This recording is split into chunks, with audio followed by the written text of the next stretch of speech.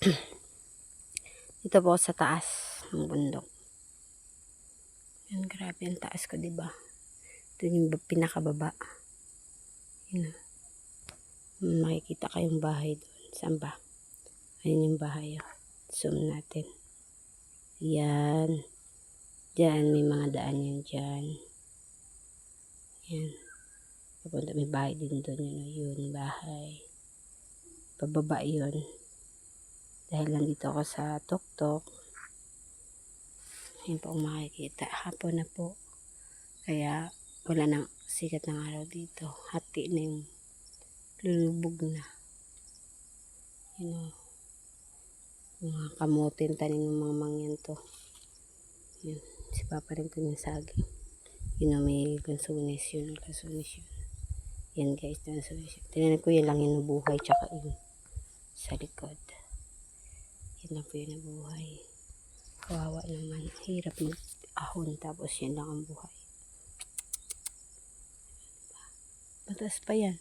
May papaya pala doon. Kuha kaya ako. Parang gutom na ako eh. Kuha ako papaya. Kuha tayong papaya guys.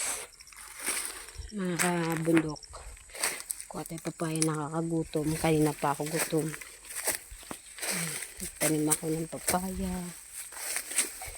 Di pala. Ibon pala yung nagtanim. Yan, pakit tayo dun sa taas. Sana hindi tayo naunahan ng ibon. Kung sakali man na naunahan tayo ng ibon. Iyak na lang tayo guys.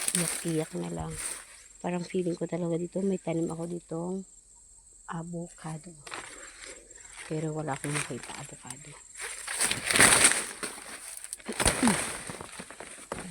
Wala. Guys, parang avocado dito. May avocado dito. Nakaginamas na yata. Wala. Nagtanim ng avocado dito eh. Papaya. Nagutom na ako.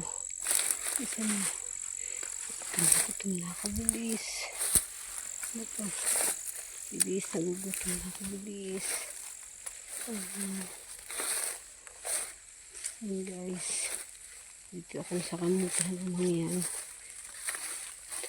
Gutom na ako. Bilis. Oh my God. Parang wala siyang bapos. Ay, Diyos ko Lord. May talim ko dito nag-isa.